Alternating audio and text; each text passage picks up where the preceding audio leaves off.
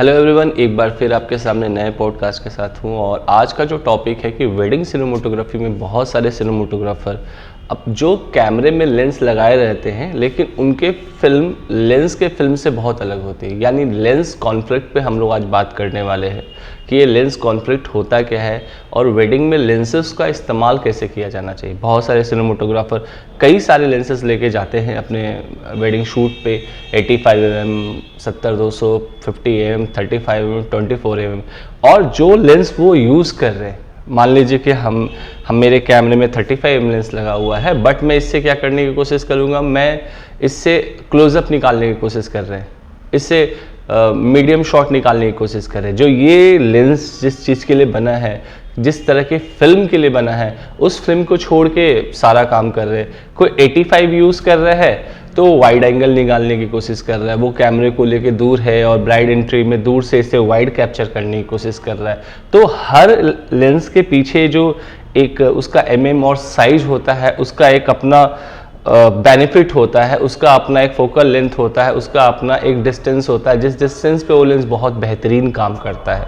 लेकिन क्या होता है, अक्सर जब वेडिंग सिनेमेटोग्राफी में हम लोग जाते हैं, हमारे पास लगा है लेंस 24mm और हम उससे क्लोजअप निकाल रहे हैं। हमारे पास कैमरे में लेंस लगा है 35mm और हम उससे मिड शॉट निकाल रहे हैं। हमारे लेंस में लगा 85mm और हम उससे वाइड शॉट निकाल रहे हैं। हमारे कैमरे में लगाए हैं 70-200 और हम बिल्कुल ब्राइड के सामने खड़े हैं 70-200 लेकर।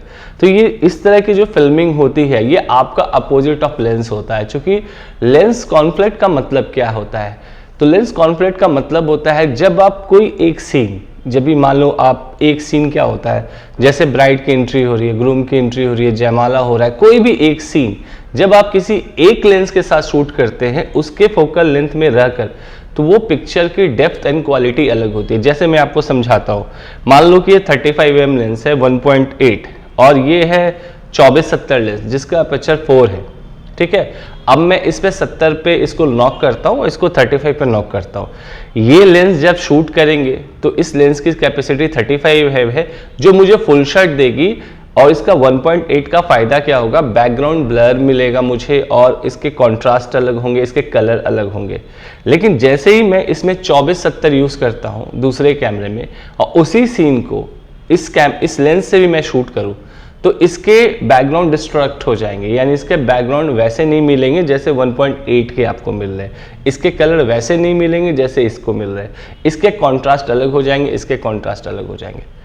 अगर मान लो इसी में मैं लेके चलूं कि मैं 35 1.8 से मैं एक जयमाला शूट कर रहा हूँ और फिर मैं 1.8 85 से मैं वही जयमाला शूट कर रहा हूँ, तो 85mm का जो डिस्ट्रक्शंस है वो 35mm के डिस्ट्रक्शन से बहुत अलग होगा। इसका जो बैकग्राउंड में आपको इमोशन मिलेगा और इसका जो इमोशन मिलेगा, दोनों में बहुत ज़्यादा अंतर होगा। इसके कलर्स में, इसके कॉन्ट्रास्ट में और इसके कॉन्ट्रास्ट में भी डिफरेंट होगा।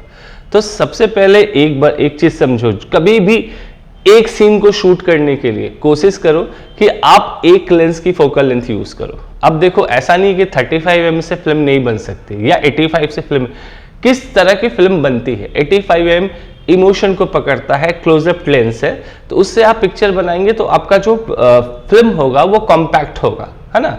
तो वो जब फिल्म कॉम्पैक्ट होगा तो उसमें आपके जितने लेंसेज है वो डिस्ट्रैक्ट नहीं दिखेंगे। तो आपकी जो स्टोरी टेलिंग, आपकी जो इमोशन होगा और जो देखने वाले व्यूअर है उनका ना सीन ब्रेक नहीं होगा, मतलब उनको ऐसे झटका नहीं लगेगा कहीं, क्योंकि आपका फोकल लेंथ एक है और आपने उसे उसी फोकल लेंथ के रेंज में शूट करा है। लेकिन अगर मैं इस एक ही सीन को 4 अलग अलग फोकल लेंथ से शूट कर लूँ, 24 70-200 पे शूट कर लूँ और 85 पे शूट कर लूँ, 35 शूट कर लूँ, तो क्या होगा, 85 का जो कलर है, जो हमारा 35 का जो कलर है, 85 का जो फोकल लेंथ की कैपेसिटी है एंड 35 की और अदर्स लेंसेज, वो सारे सीन को ब्रेक कर देंगे।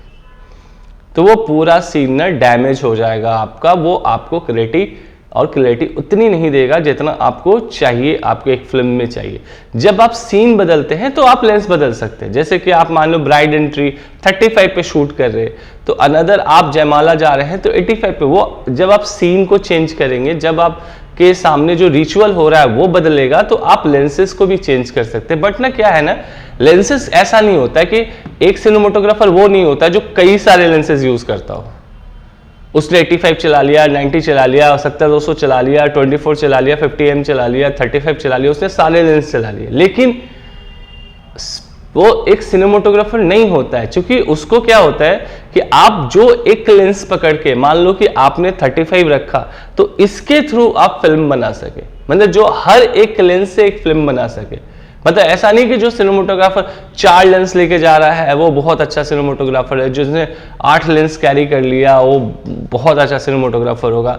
आप लेंसेस कितने ही बदल लो, बट क्या जब आप वेडिंग में कैमरा पकड़ते हो और इस एक 35 लेंस को आपने कैमरे में फिट करते हो, तो क्या आप इसकी फिल्मिंग जानते हो कि इस 35mm पे मुझे कैसा फिल्म बनाना चाहिए और मुझे कितने डिस्टेंस पे रह के काम करना चाहिए।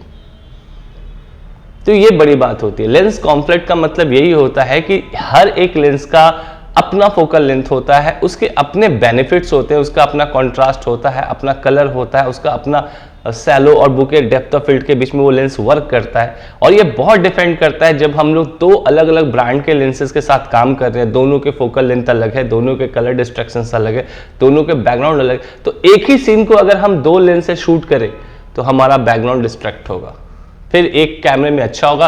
और जब एडिटर के पास जाएगा, जब आप एडिटिंग टेबल पर दोनों तीनों कैमरा का फुटेज लेके बैठेंगे तो आपका सर घूमेगा। एक कैमरे में बहुत अच्छा होगा, दूसरे कैमरे में डिस्ट्रैक्ट होगा, एक कैमरा में ग्रेन्स आएगा, एक कैमरा में नहीं आएगा।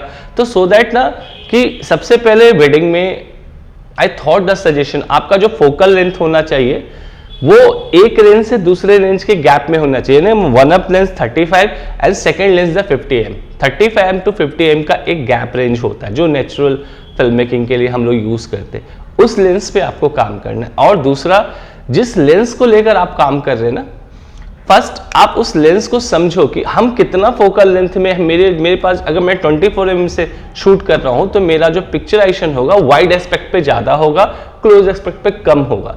ऐसा नहीं कि मैं 24mm लेके मैं ब्राइड के चेहरे के पास खड़ा हो जाऊंगा, वो शूट लेने की कोशिश करूंगा। अगर मुझे वैसे फिल्म बनानी है तो वाई चूज ना 85mm, मैं 85mm यूज कर सकता हूँ, मैं 90mm यूज कर सकता हूँ, मैं 105mm यूज करता हूँ। अगर मुझे कॉम्पैक्ट फिल्म बनानी हो, मुझे टाइट शॉट पे फिल्म बनानी हो, तो ये आपको समझना होगा कि जब मैं 50mm लेके चल रहा हूं तो मेरा एवरेज जो फिल्म होगा वो मिडी पे जाएगा, नहीं मिड शॉट पे मेरा एवरेज ऑफ फिल्म वही जाएगा। तो मैं उस तरह के डिस्टेंस को, फोकल लेंथ को कैरी करूंगा, जो मेरा सब्जेक्ट है मैं उतने ही डिस्टेंस पे अपने कैमरे को लेकर पीरियड करूंगा। ये बहुत जरूरी है। कई बार वेडिंग में लोग ऐसी गलती करते हैं कि हाथ में 70-200 रख लेते हैं और सीधा ब्राइड के चेहरे पे लाके रख देते हैं और ये नहीं देखते कि उनके पास जो फोकल लेंथ है उस लेंथ का बिल्कुल यूज नहीं कर रहे। कोई 24mm लगा, अगर आपके पास 24mm है, मान लो आप 24mm पे शूट कर रहे और आपको कैमरे में स्टूडियो वाले ने 24mm दिया है, तो आपका ये मतलब नहीं कि मैं ब्राइड के नजदीक जाऊं। आप ये सोचो कि 24mm का दायरा जो होता है, जो फुल शॉट और वाइड शॉट के बीच का दायरा होता है, उस एस्पेक्ट पे आपको फिल्म बनानी है।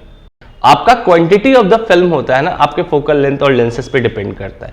तो फिल्म लेंस कॉन्फ्लिक्ट का है 2 पर्सपेक्ट होता है। पहला, जब आप कोई लेंस यूज करते हैं, मान लो कि आपने वेडिंग में 35mm लेंस खरीद लिया, तो आपका कोशिश ये होना चाहिए कि आपका जो 35mm है ना, वो फुल शॉट के बीच का और मिड शॉट से बीच का दायरा होता है, मिड से थोड़ा ज्यादा फुल शॉट। तो आपकी पूरी फिल्म मेकिंग ना इसी शॉट्स पे आधारित होनी चाहिए।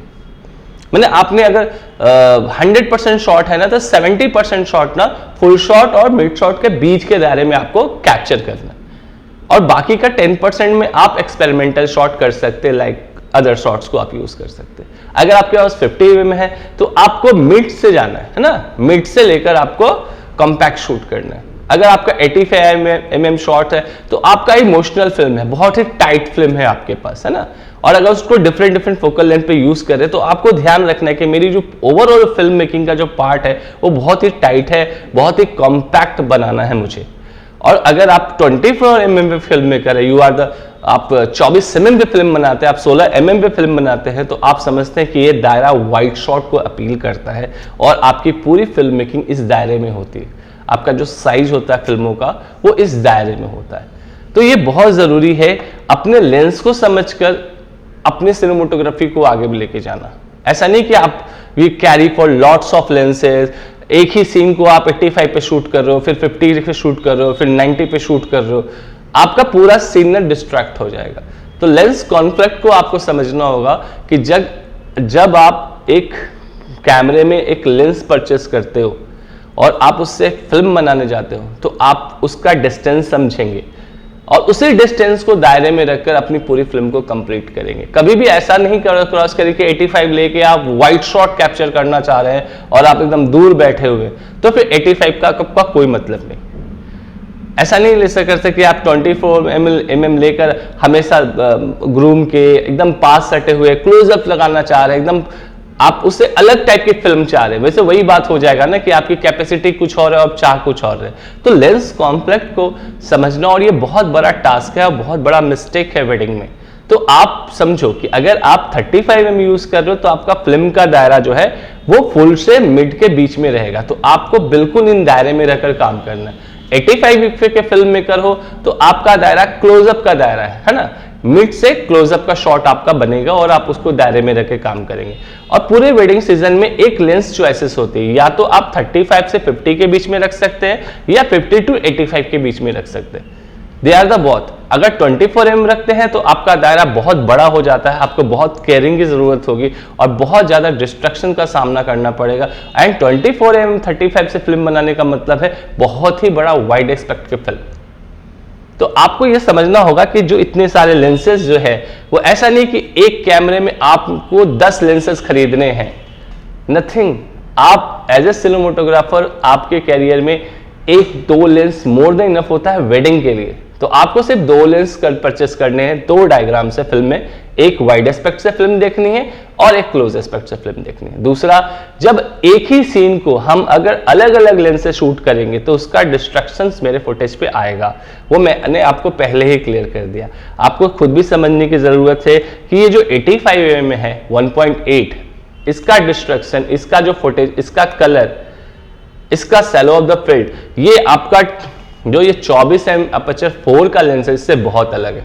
तो अगर मैं एक सीन इससे खींचूं और उसी सीन को इससे भी खींचूं और दोनों सीन को एक साथ एडजस्ट करूं, सीन मेरा ब्रेक हो जाएगा और वो बिल्कुल ही एडजस्टमेंट नहीं लेगा, उसकी फीलिंग खत्म हो जाएगी। तो अगर आपको 24 mm से खींचना है, 4 अपर्चर से खींचना है, तो आप इसी से खींचो, फिर आप 85 मत यूज करो। तो आप कोशिश करो कि आपकी जो अपनी फिल्म मेकिंग का जो दायरा है वो आपके लेंस कॉन्फ्लिक्ट में रहे, इससे आपकी पिक्चर अच्छी होगी, आपकी फिल्मिंग अच्छी होगी। तो ये था lens conflict, I think understanding कि क्या होता है लेंस कॉन्फ्लिक्ट और किस तरह ये वर्क करता है। तो अपने इस बार के वेडिंग सीजन में इसको ख्याल रखो। आप हमारा जो एपिसोड मैं ला रहा हूँ आपके लिए, आप इसी तरह से प्यार और सपोर्ट करते रहिए और मैं कोशिश करूँगा कि आपके सामने अच्छे कंटेंट दे पाऊँ।